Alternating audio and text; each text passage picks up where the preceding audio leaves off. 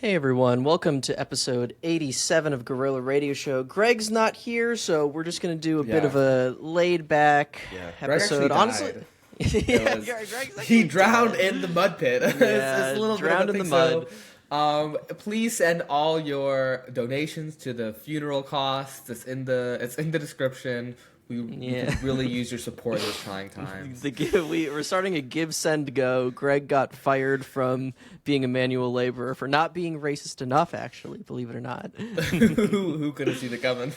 But yeah, no. So we're just going to do we're just going to Google some monkey news. That seems like let's see what happens. Let's pull this up real quick. Let's see. Monkey news. Okay, news tab. I'm not seeing it. Oh no! Hold on. You see, I'm not seeing anything particularly interesting here.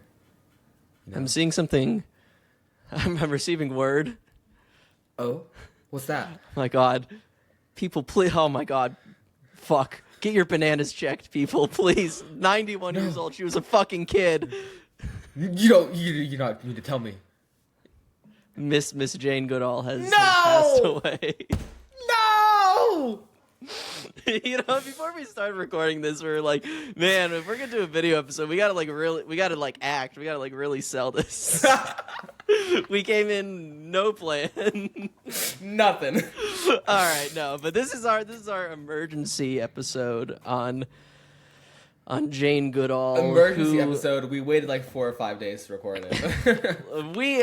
We waited because we thought Greg would be available, but then Greg still wasn't available. So Well, really, we had to wait because I went camping. Oh yeah, you were also in the mountains. I was literally in the woods. I was up in Shining Rock Wilderness, backpacking, camped for the very first time, backpacked for the very first time. Yeah, and Greg was proposing again. He's such a drama queen, dude. Queen. He needs so much goddamn attention. When it's just the two of us, we can really just sort of queen out without Greg here. This is the first episode, no Greg, right? I don't know. I feel like we did one before that went a little bit too well, and it was too serious. I think we did do one without me and Greg. you specifically. Yeah.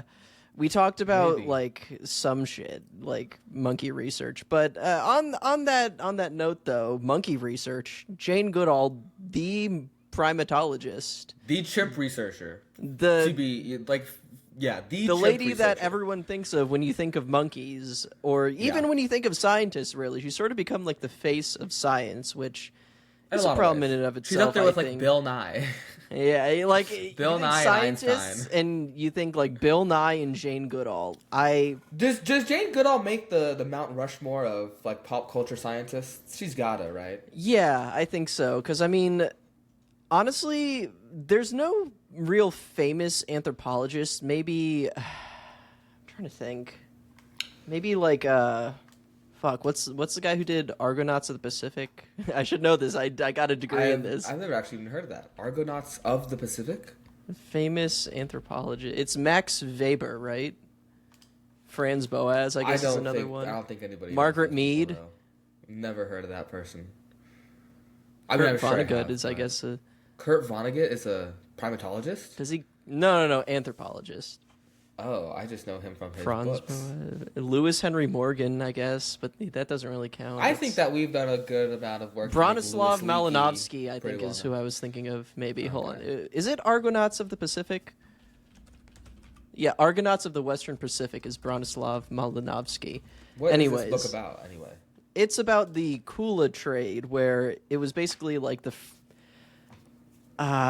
fucking West Pacific Islands, where they would just they had this economy where things accrue value through just trading in a circle, and the more times it went around the circle, whoever touched it gave it more value, kind of. It was very interesting. It's led to a lot of reconsiderations of how value is constructed outside of the strictly Western sense, but that's not really. Anyways, point being, yeah.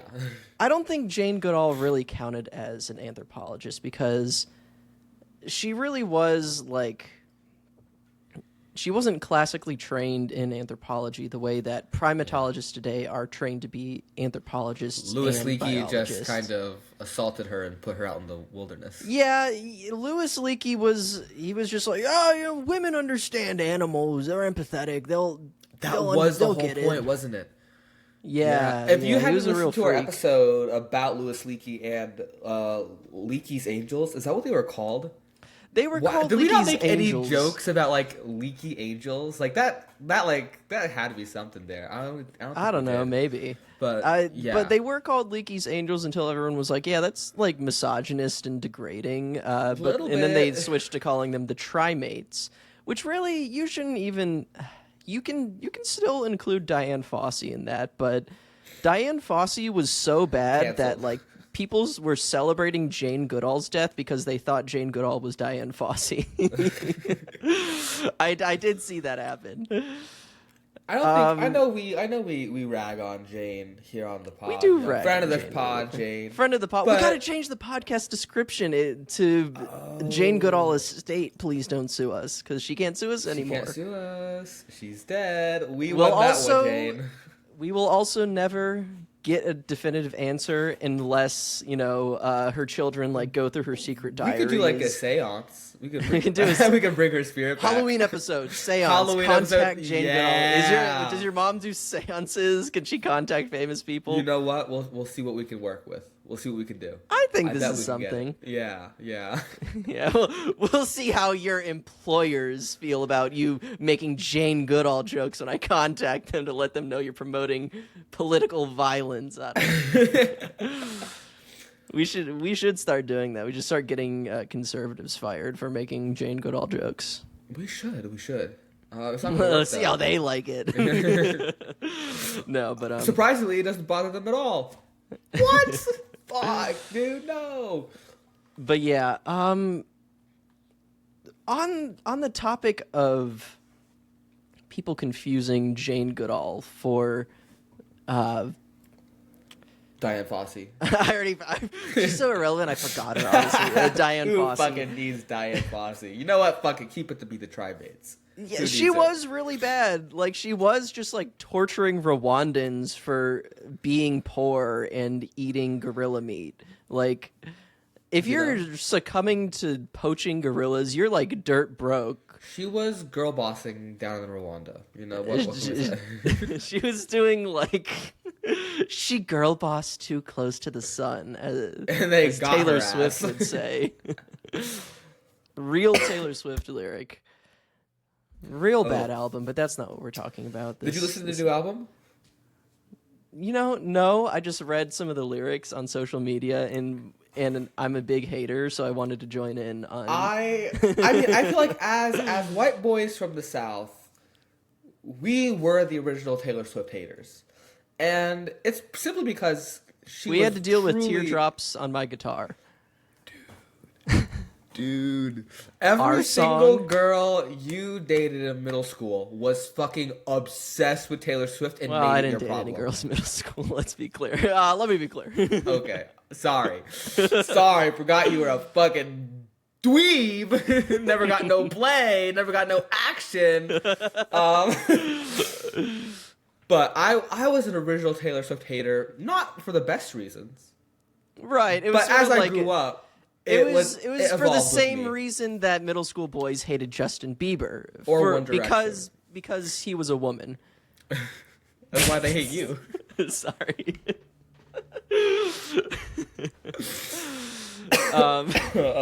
I apologize. I'm getting over a little cold. I will try not to cough all the time. You should do like a big wet open mouth toddler cough right into the microphone. That was gross. No, I didn't like that. Okay. You can't cut it out. It's too hard. What did Jane Goodall? Did Jane Goodall just pass of natural causes? No, it was an overdose. It was fentanyl. It was fentanyl. Yeah, it's just listed as natural causes. Listen, 91 years old, like, whatever kills you is natural at that point. You know? Yeah, I mean, even if you get hit by a truck, literally, it's kind of nature at that point, I feel like. I just saw a video of a guy getting hit by a bus. He just got up, walked into the pub. He walked into a bar.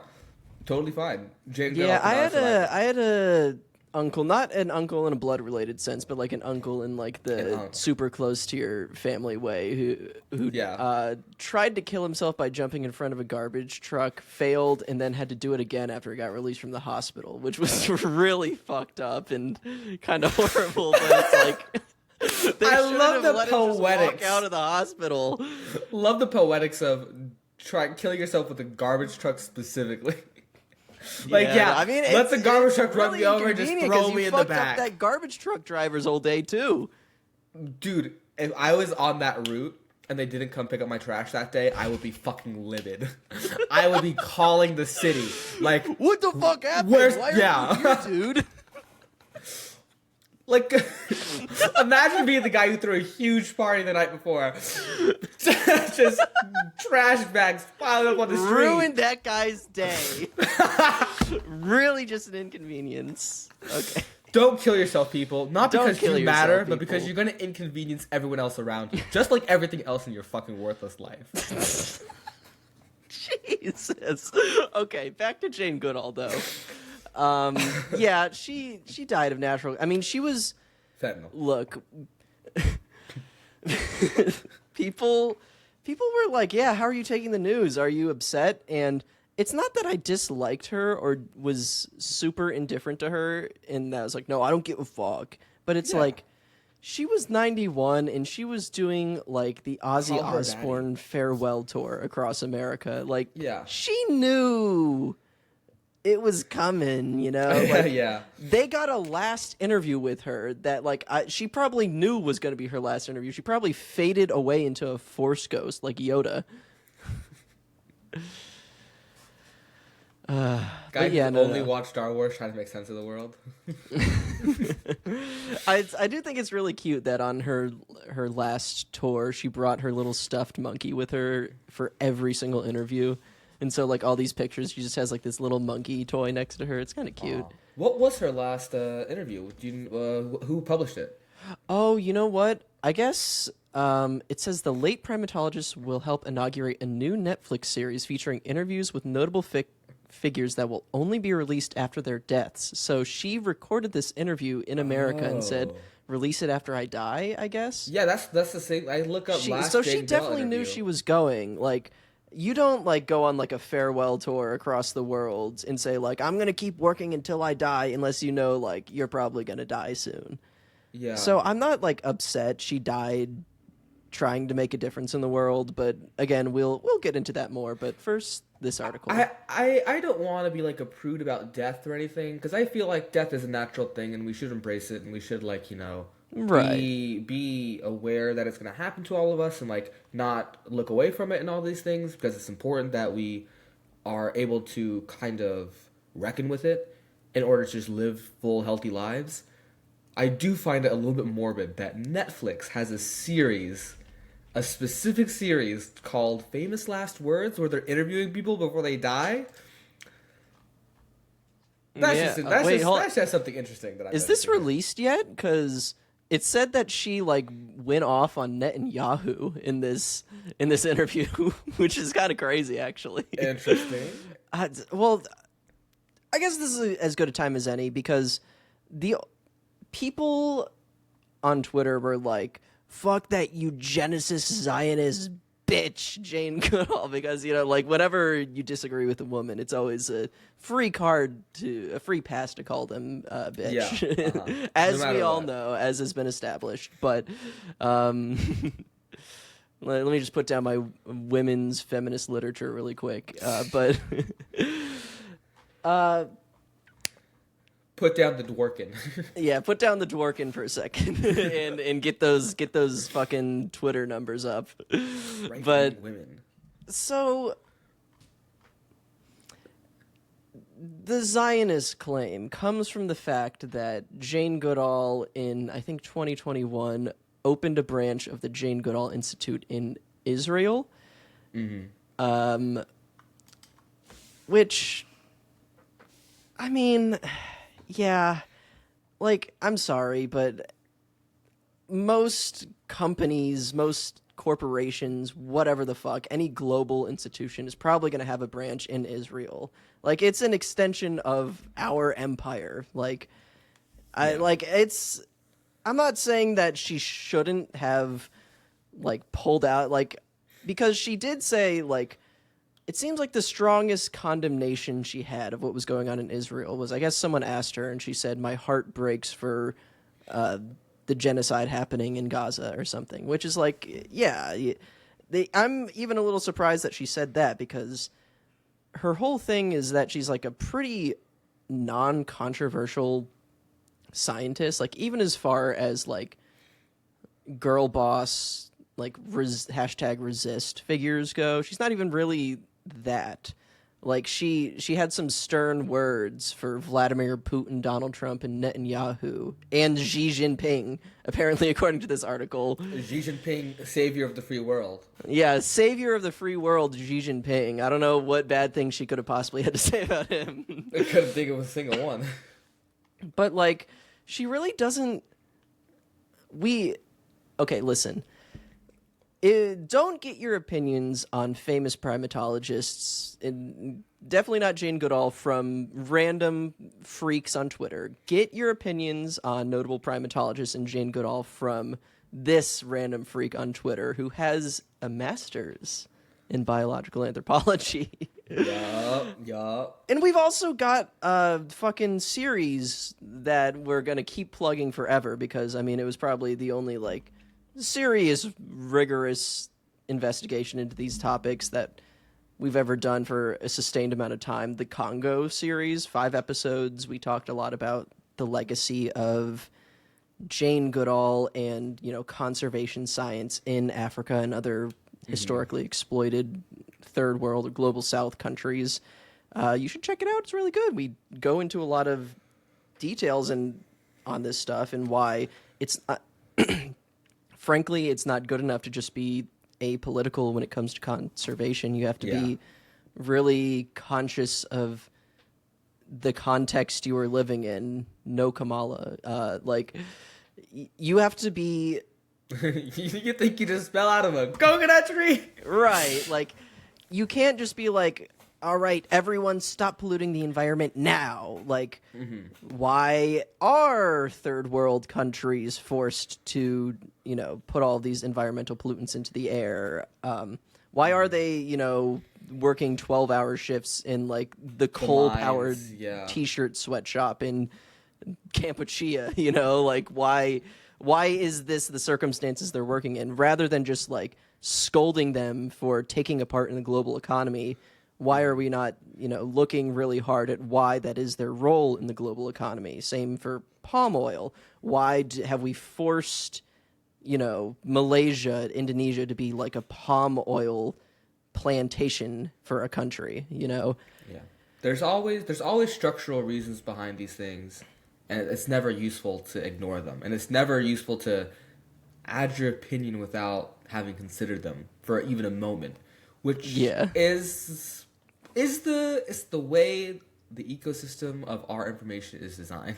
Yeah, and like Jane Goodall, her whole thing was like, I'm just trying to promote awareness for conservation, get people to, you know, think about it and give people hope, which is like all very nice, noble things in abstract, very non-controversial. I mean, it gets her a lot of points, it gets her a lot of platform as this sort of figurehead for the conservation movement, but like, we know about conservation. Everyone in the world knows about conservation. We don't need a middle of the road respectable figure to be like, we shouldn't destroy the world. We know we shouldn't destroy the world and the environment. It's just we need a solution, and those solutions come with political considerations. So you can't just say do conservation and expect that to amount to something. Like, she's certainly more of a liberal than she is a conservative, but that doesn't really mean anything, especially in a world that's been dominated by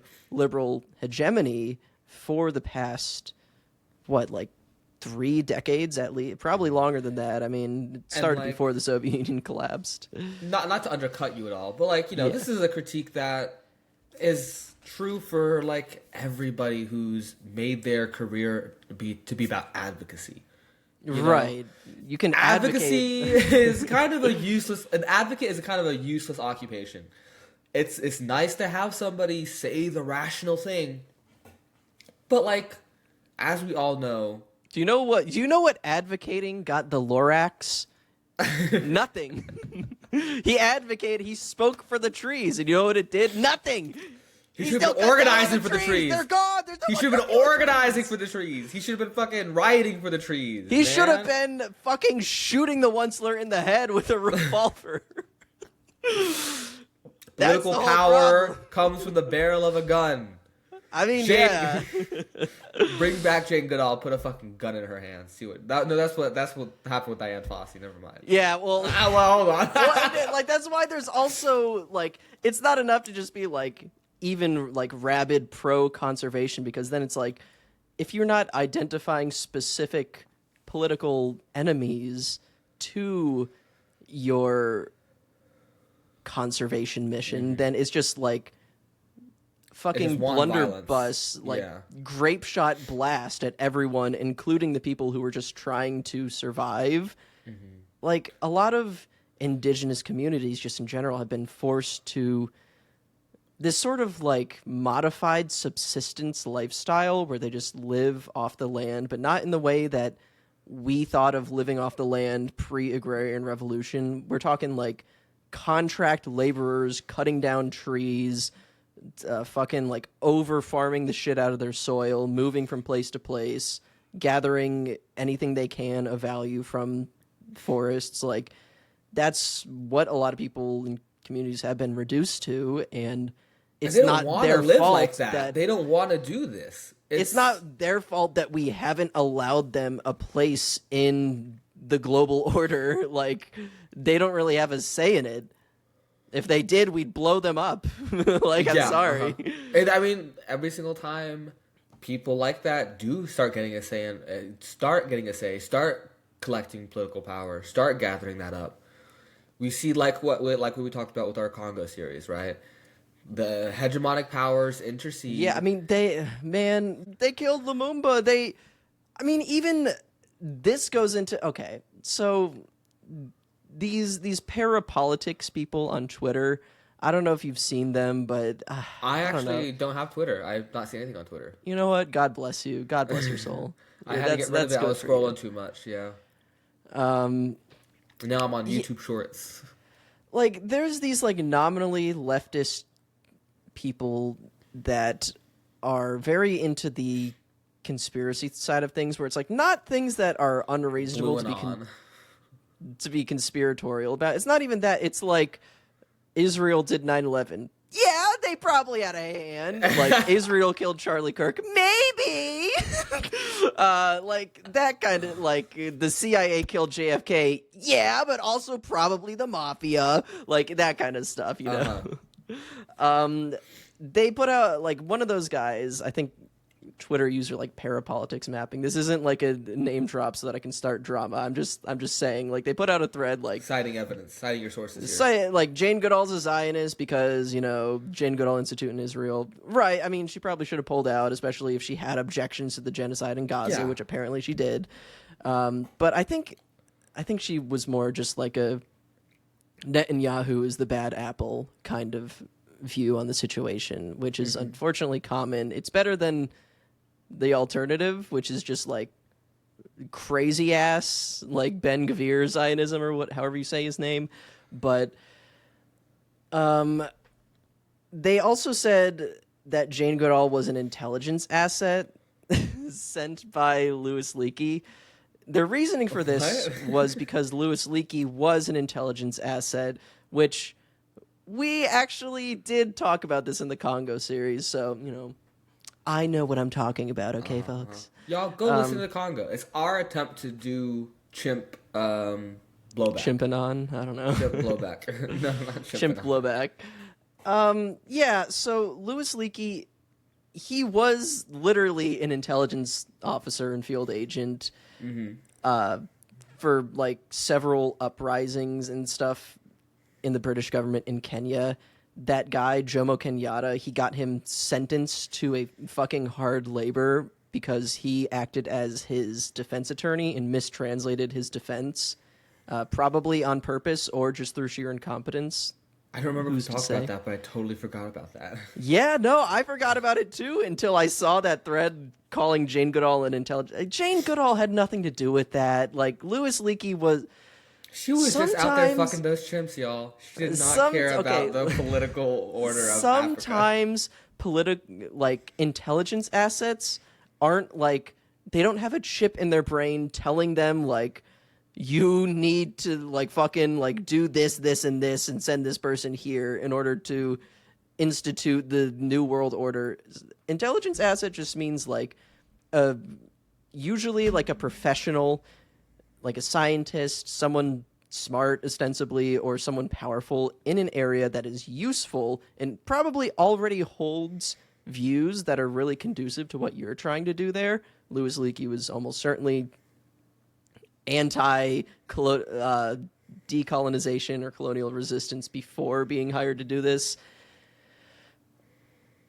But like, there's no reason to think that he was like sending Jane Goodall as like a secret destabilizing force in Tanzania. Like, what would that even? That didn't amount to anything if she did. You know, like I don't know what he would have gotten out of that. He's an intelligence asset because he was useful to British intelligence, MI6 or whatever, because he was willing to cooperate with them towards their shared political interests.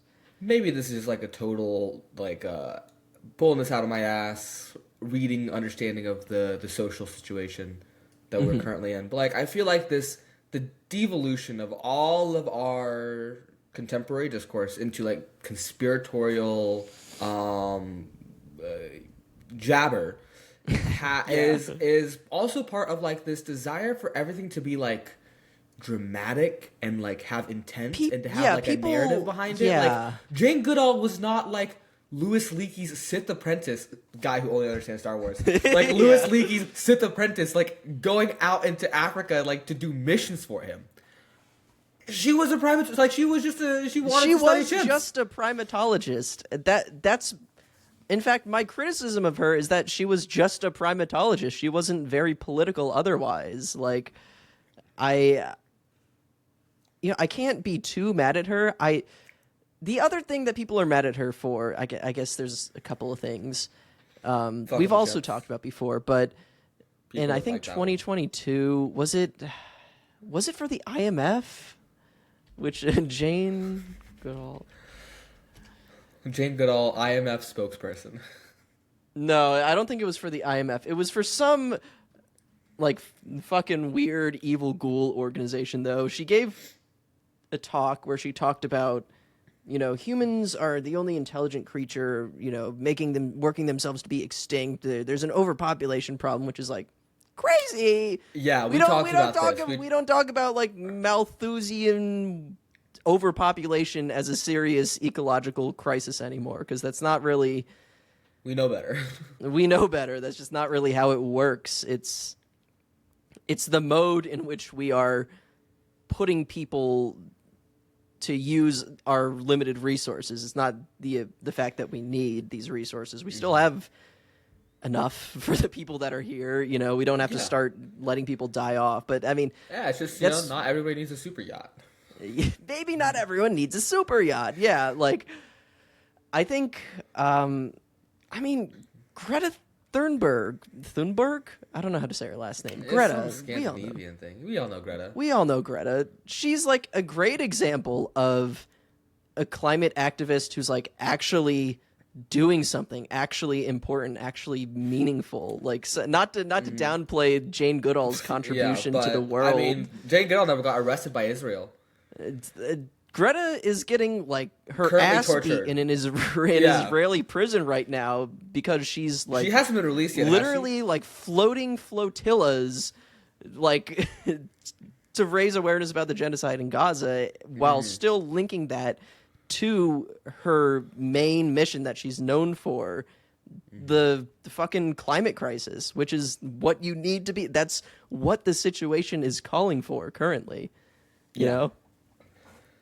You can't just sit idly by and make little, like, snide comments calling Donald Trump and Netanyahu, like, Voldemort or, like, Pootler or whatever. You need to actually, like, take a pretty firm stance. And, I mean, so, like, to an extent, I understand the criticism. Like, Jane Goodall is such a powerful figure. Why wouldn't she just pull her shit out of Israel? Probably because she didn't really believe in it like that. She wasn't a committed ideologue, which is unfortunate because that's kind of what you need to make a difference in this situation. You can't just ask people nicely to get along. Honestly, and expect like in it to any work. situation, ideology is important, folks. You gotta know what your ideology, what you're operating with, where you're operating from.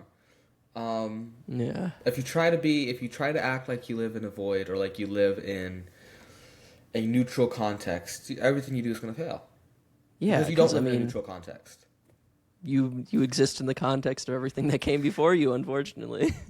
You hate to see it. You hate to hand it to Kamala, but I mean, she probably learned that from her Marxist dad, who learned it from the Marx quote about men make their own history, but not under circumstances of their choosing. So she's kind of like stealing his whole flow Yes, there. but we actually talked about the origin of that quote. That's actually an old Tamil saying. She learned it from her mom, probably. Yeah, she probably got it. It's an old Tamil saying. My dad knows that saying. My dad. Okay, hold on. I'm beaming an image into your mind right now. It's two students in class. One is looking over at the other's paper during a test, and the one looking is labeled Marx, and the one writing down, getting copied from, is like the Tamils. I see it exactly. It exactly. Okay.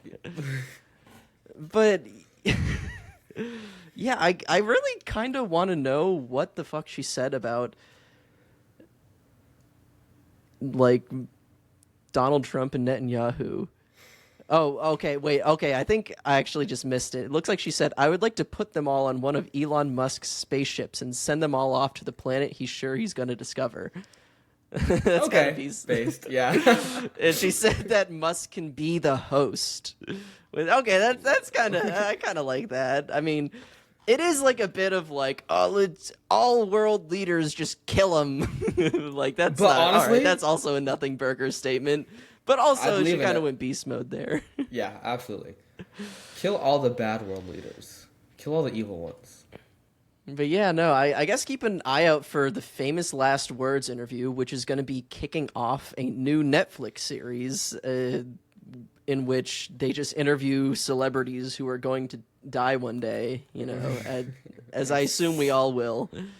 It's so weird. Which is, I mean, it's kind of an interesting concept where it's like, historical figures used to have just like scribes following them around, waiting to record what their the poetic last words were. It usually ended up being like, "Oh God," loud shitting, but you know that it allows them to control what they leave behind and like leave one last big impact on the world.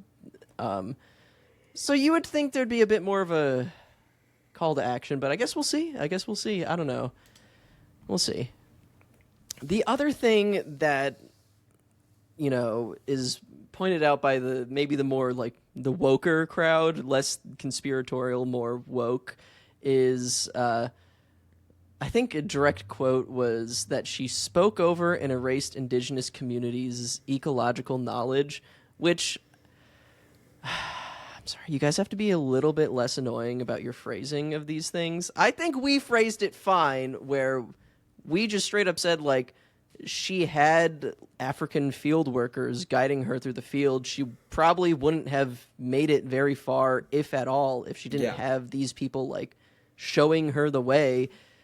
And I don't think that conflicts with this, like, girl boss feminist narrative that Jane Goodall has around her. Like, she has constructed this mythos of, you know, she's this, like, brave young woman setting out into the jungle with a machete alone because women are just as capable of being brave European explorers as men are. But, like, the problem with that is not to downplay the fact that she was like a pioneer for women's science, but she didn't do it alone. She had these people who largely go uncredited helping her survive in Tanzania in the Gombe Stream Park.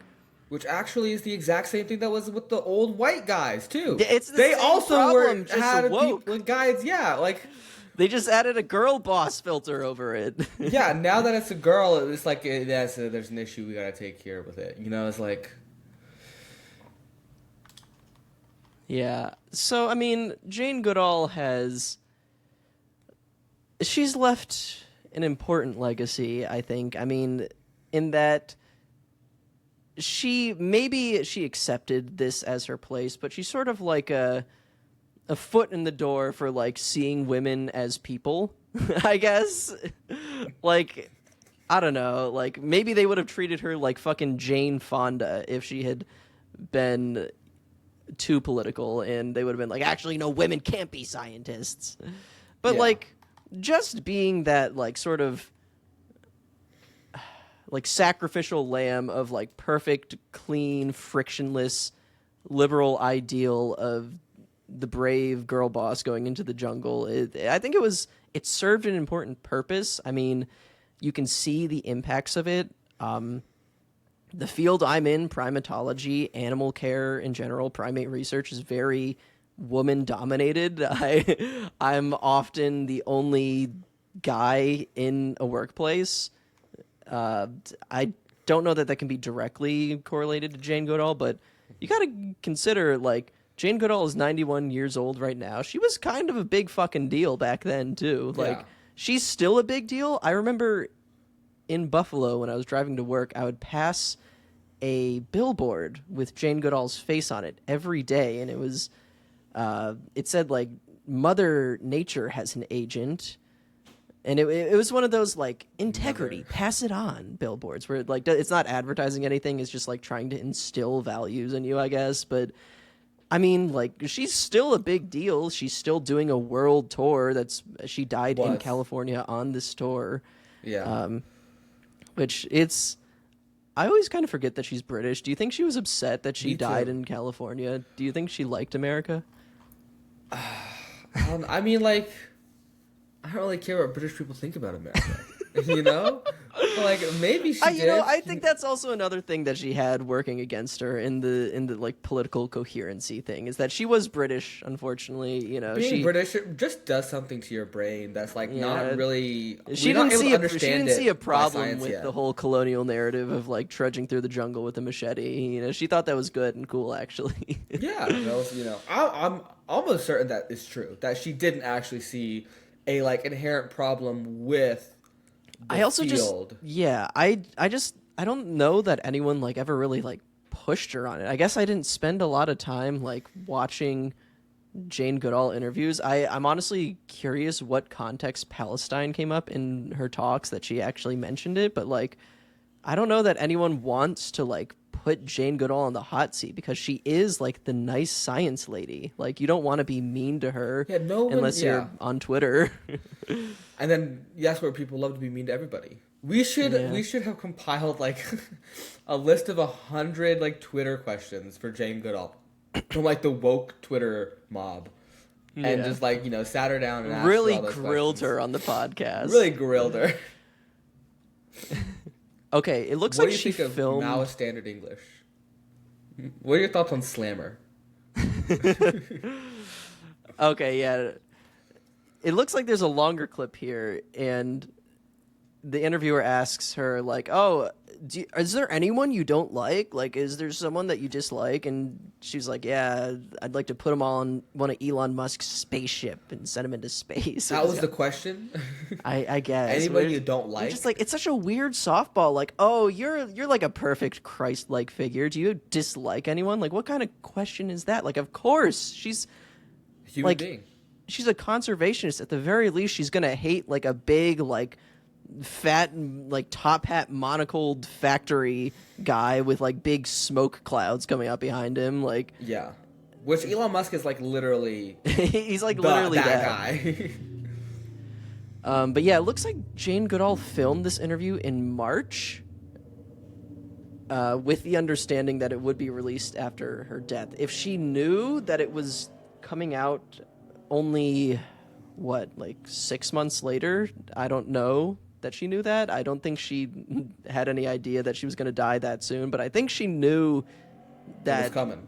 I mean, she was 91 years old. That's why I can't be too upset about it, really, is that, People die every day. she knew she was going to die. Like, people come to peace with this. When you get to that age, you either come to terms with the fact that you're going to die, or you just go insane about it. Yeah, You that know, one like, guy. it gets real what's his name? sad. Brian Johnson Anderson. Yeah, the billionaire is like obsessed with revert. Yeah, like he's doing all this sucking his bullshit every other night. He's like his, putting like semen. fucking monkey cum in his brain or whatever. Meanwhile, in China, I think they actually did manage to I think they managed to grow stem cells that are younger than the host body or some bullshit Big like that. things I don't are know. happening in China. I don't know. Big things happening in China as always, but The first immortal is going to be in China, as we all knew. yeah, they've invented the fountain of youth in China. It really does feel like the arc of history is bending towards the Chinese world. If you really The think arc about of it, history always had been. I mean, yeah, that's what I mean. Like, if you think about all of the Chinese history that we just sort of skim over in elementary school, where we're like, oh yeah, they had all these gigantic, super complex, massively important empires for the entirety of world's history, but we're gonna ignore that and talk about I don't know, the Magna Carta. Yeah, talk about It does the feel French like shitting we themselves to death skipped for out on that a another little year. bit. It feels like there's an entire alternate world history that you could just you could probably ignore European history to an extent for most of the world's history and still get a coherent narrative of progression from point A to point B. Europeans didn't really become a meaningful player in world history until 1400. Yeah. They were doing nothing but dying in bogs before that. The Romans found the British fucking sinking into a bog, fucking beating each other with sticks and rocks. Yeah, civilize those fucking Yeah. And you know what? The world would be forever worse off for it. The Romans' primary sin was not killing Jesus. It was inventing the British. So it looks like Jane Goodall's final closing message, the thing that she chose to be her last words, quote unquote, are "Don't lose hope," which is Sorry, sister, it's gone. it's gone. It's been gone. That shit been gone. I texted a friend earlier today. I texted him. The revolution is stillborn. It's time to eat each other and get fat and rich. Who cares?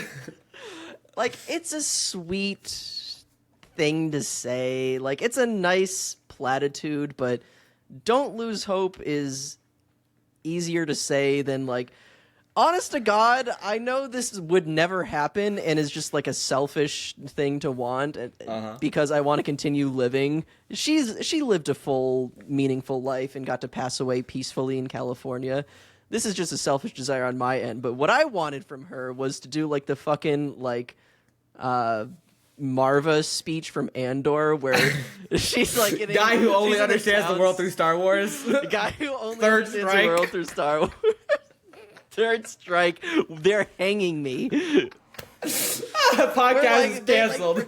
They put Jane Goodall's final message to the world on every fucking television screen in the world, fucking Beijing, Times Square, and she just start killing police officers, start beating them to death now. That's what I wanted from her, to be honest with you, because that's what it's what the moment calls for. It's literally all we have. Yeah, brown shirt squads going around just beating and killing people for looking Mexican in Chicago and Portland right now. We need a fucking Andor moment to happen. Andor season 3, they need to have fucking what's his face. There's no season 3. It's over. It's over? Yeah, it was supposed to be 4 seasons, but they canceled seasons 2 to 4 and just made it season 2. That's why season 2 has like every 3 episodes is 1 year. Because every season was sorry guys, I haven't watched season two I'm an yet. actual we are actual Star Wars nerds, but I haven't watched season 2. Why'd they you haven't cancel watched it? season Is it two? because they feared? No, it's not Because canceled. they feared It's the revolutionary message it of wasn't Andor? canceled. It was they planned for 4 seasons, and each season would be 1 year, a 1 year arc. But I think production and like They just production didn't want issues, to. money issues, they couldn't do all 4 seasons. So they just shortened all of their stuff and not shortened. They rewrote it and reworked it to be just all that stuff that would happen would just be in season 2. Okay, I mean, is the pacing all right? Yeah, season 2 is good. I don't think season 2 is as good as season 1, but season 1 was like something like totally like that was like a once in a lifetime thing to happen, honestly. But season 2 is really good. Yeah. Well, yeah, no, I mean, But yeah, Jane Goodall should have done that. I do. They should do like a final Andor like special where they just have all of the entire cast just like look into the camera and say like, grab that ICE officer's service weapon now. This is the Empire. You need to start. It's I saw an article. I think it was published today on Mother Jones. Yeah, it published like 11 hours ago today on Mother Jones. I haven't read the full thing. I just skimmed through it when I was at work. It popped up in my feed, you know. But talk about the dual state theory and how Nazis kind of created an environment where they could do all their fascist shit here, and they could have all their like laws and stuff here, and those things would be separate. That way, you could never critique both things at once, and you could never control both things at once, and like one thing could never interfere with the other, right? Mm-hmm. Which is like, as I think in the next coming couple of months with the new Supreme Court stuff that's happening, like the Supreme Court is about to meet soon and start doing all their big rulings very soon. Oh, that's But, gonna be a like, fucking nightmare. But the thing is, the Supreme Court already is neutered. They lost on Completely Kilmar Abrego compromised Garcia. Institution. Exactly. There are Kilmar no Abrego institutions Garcia left. was the flashpoint, and like I think, when we look back on this era of American politics and America Like and this history, is like the burning, like this and Charlie Kirk's assassination were like the burning of the Reichstag or whatever the fuck. Like this is like the point of no return. like once Maryland and the Supreme Court were not actually able to do anything for Kilmar Abrego Garcia, that was Like, they just ignored it. That was a 9-0 ruling on on Abrego Garcia, and it meant nothing.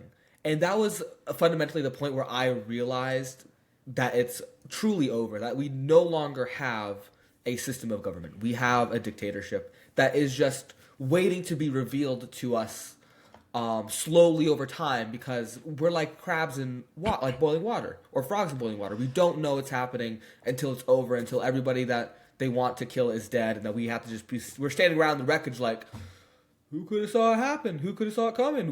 What was the other alternative? The frog has been dead in the water for some time now. I hate to tell you, man. That's what confuses me. The frog's been dead for some time now. That's why I'm confused. The frog been dead for some time now. Like the frog has turned white from being boiled. Like the water has evaporated. There's nothing but like the sizzling corpse of a frog left at this point. Like, if you can't recognize that there's like a dictatorship happening, like more so than like the theoretical dictatorship of the bourgeoisie, or like the Trumpisms of the first term. Granted, the Curtis Yarvins or whatever the fuck, the Peter Thiels, they're still not satisfied with this. They still think he hasn't gone far enough, but that should tell you something about where this is going. Exactly. Yeah. And yeah, it's just going to be slowly unveiled more and more over time, over the course of this administration, just how bad it's really going to get. Who knows? Guy who's been reading Collapse by Zhukov about Gorbachev and the collapse of the Soviet Union voice lately. I've been reading. Read that one? I don't know why everyone's been reading it lately, but I got it suggested to me on Spotify, so maybe the same thing happened to everyone else, and just no real unique experiences in our world. But I've been not in our algorithm driven, not in our algorithm based society, but It does feel a lot like we're going through our own Soviet collapse in a way, but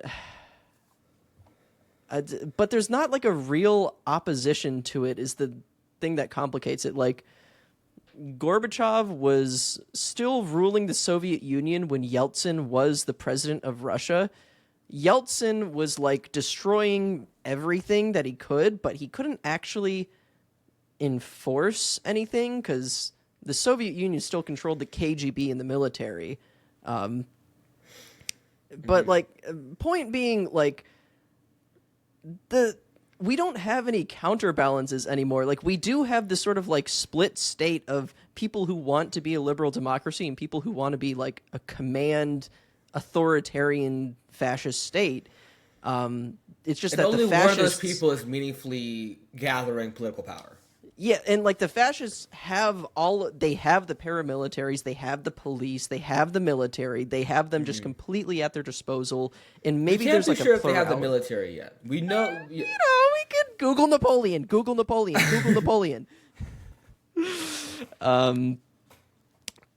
They have ostensibly all these levers of power at their disposal. At the very least, they have ICE as like a very literal like fascist goon squad going around cracking skulls and stomping necks right now, and nobody's doing anything to push back against that. And that's like part of the process. Is like the Jane Goodall episode is becoming about fascism. Okay. Well, I mean, that's sort of like the thing is like she wanted to stop global fascism, even if she didn't necessarily call it out by name. Yeah. Because she wanted, a peaceful coexisting world order that could cooperate to end climate change, but like the National Guard and ICE or the ICE and the National Guard in that order, I should say, are like the first steps into. They are the brown shirts. They're the like, fascists having actual brown just shirts, given guns and told to let loose in the streets. Like you still can't like just walk around in DC peacefully. Like DC is still under essentially an occupation. Charlotte could be next because that lady got stabbed on the train. Yeah, we don't know. It's I don't know. It's that's the thing about that's the worst part about all the fascism, except for all the people dying. Is the capriciousness of it. It's so senseless. It's so unexpected. Like it's gonna be Chicago this day, Portland that day, LA this day. Well, it's interesting because, I mean, despite the fact that they're just like doing whatever they want, they still need some kind of like catalyst to be able to like generate political legitimate. Like the thing about reactionary movements, or just the forces of reaction, the forces of fascism, capital, whatever, throughout all of history, even colonialism and racism needed to find a way to legitimize their use of power. They constructed these completely false myths of, Africans and indigenous people around the world as these the savages. Uncivilized savages. Yeah. And that was their claim to legitimacy. That was their sort of impetus why we to have act. the right to do this amount of violence in these places in these ways. I mean, humans are political creatures and they need some sort of justification or motivation to undertake things. It doesn't matter if it's a lie, they just need that to exist. Which is again why these just vague political statements in a vacuum don't do anything. They're just being thrown into the vacuum and they're not directed at anyone in particular, I guess. I don't know. Put him on a rocket ship. Put him on a rocket. Like that, very nice kind of beast mode. Thank you, Jane. But I don't know. She should have done Andor to them. She should have told them to start like fucking beating people to death in the streets. I'm sorry. I don't know. Maybe find your local CIA representative and shoot them in the head. Maybe there's still hope with Barate Galdikas. She's the last remaining Trimate. I wonder how she's taking this. I actually haven't checked. Oh yeah, I wonder if she has. She kind of stays in her own lane and minds her own business. She doesn't really get involved with nothing. She left her husband for that like Indonesian guy or whatever. that handsome man. He was a handsome guy. We saw pictures of him. Let me see. Is there any news about Miss Galdikas? Has she even said anything about Jane Goodall passing? Did she view her as like an op? Was she Backwatch? She's smoking that Goodall pack. Weird. Galdikas actually was putting Packwatch gifs on her story for like a couple minutes before deleting them the other day. I'm not sure what that was about. That was crazy, dude. Yeah, like all your fucking anthropology professors being like, "What does Packwatch mean?" Okay, she's maybe even like a worse offender of this because all of her social media posts are just like pictures of orangutan. She's not even like trying to be like stop climate change. She's just like I fucking love orangutans, dude. You know what? Real shit. And like I get that. We stan an autistic queen, I guess. I don't know. It feels like no one's living up to the moment. I guess that counts for us too, but yeah, I mean, feel like the only way to live up to the moment is like to go kill a police officer and die. Like that's obviously. And we've talked about this. Like there's no rational actors are doing this because the only thing it results in is like chaos. Blowback. And the only people who benefit from that are like people who want to do just like random school shootings and shit, but like also like to be realistic, it wouldn't be just chaos if you were like assassinating like politicians or something, or you did like a Luigi Mangione, but you are accepting that you're basically committing suicide or spending the rest of your life in prison if you do that. There's no like resistance force, so like unless you've already decided I'm going to kill myself, might as well blow myself up in like the British Parliament or something. We're gonna do the fucking Guy Fawkes plan again. The Guy Fawkes conspiracy again. Like there's just no rational like inroad to making this leap for anyone right now. Yeah, I had this thought, but like that's kind of like reflective of like how hopeless and how not hopeless, but like how atrophied political power in the United States in particular has become, because the only solutions that we can possibly conceive of are just acts of political violence. It's the only form of political communication that we see anymore, because there is all other forms of genuine, meaningful political momentum have atrophied. Like we love Mamdani. Mamdani's great. Like electoral politics are like we got the good guy into a political office. What's he gonna do with that?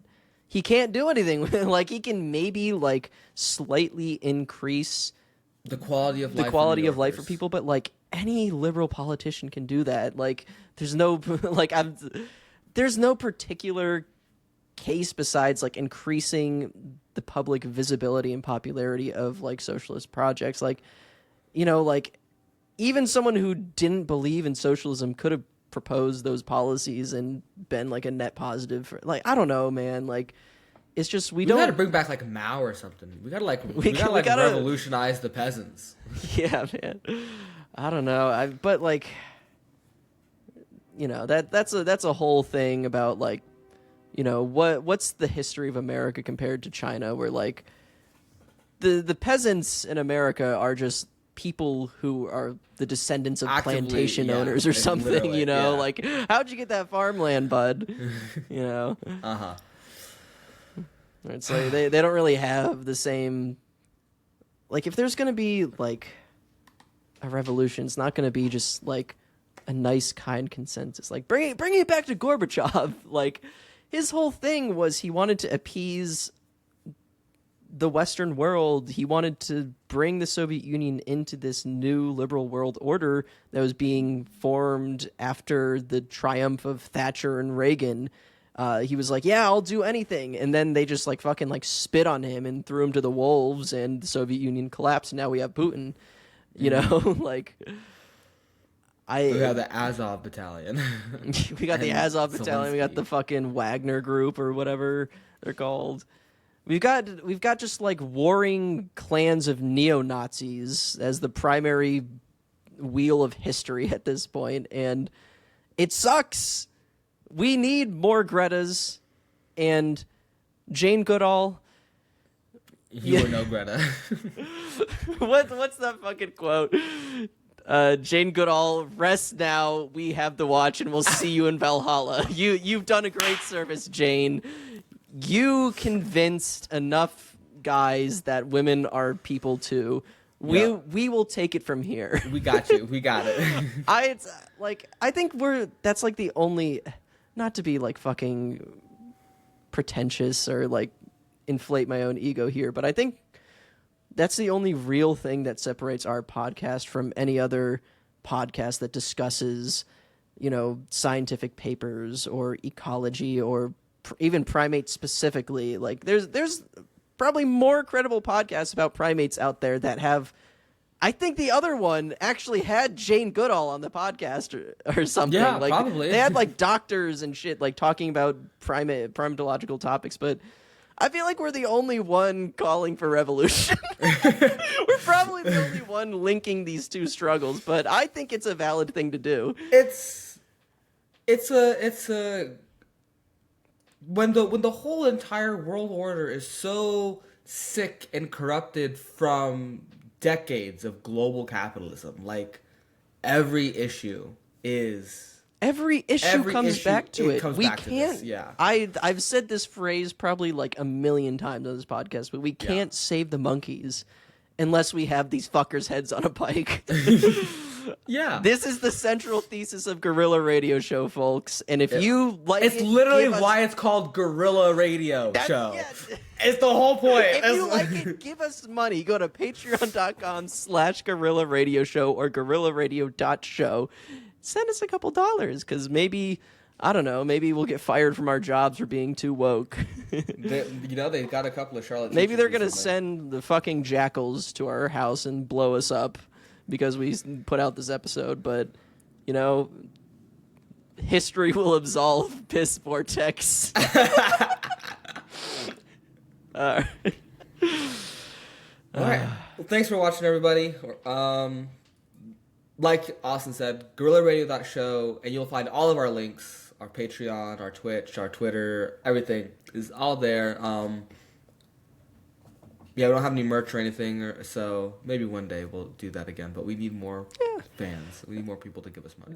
Really quickly, the problem with merch is that we have to go through Shopify, and you got to spend like a couple $100 on paying Shopify in order to keep up the merch, because they have these bullshit drop shit. Like, I don't know, they have some like printing factory in Malaysia. I'm sure they're just printing out our bullshit Travis the Chimp t-shirts. It's just like the smile fading a little bit more off of the workers' face with every monkey he prints on our shirts. But like, if we got big enough, we could probably just I mean, if this was my full-time job, I would be buying like a screen printing machine and making these damn t-shirts myself. Not that would change where the t-shirts are coming from, but at least it'd be a bit cheaper. It would still be a sweatshop. It'd be a sweatshop at my house. Yeah. All right. Okay. Well, that's an episode. Rest in peace, Jane Goodall, for real. Rest in peace, Jane Goodall. Yeah, I'm sorry to see you go, but we got it from here. Yeah. We got it from here, OG. Okay. All right, Take bye. care, y'all.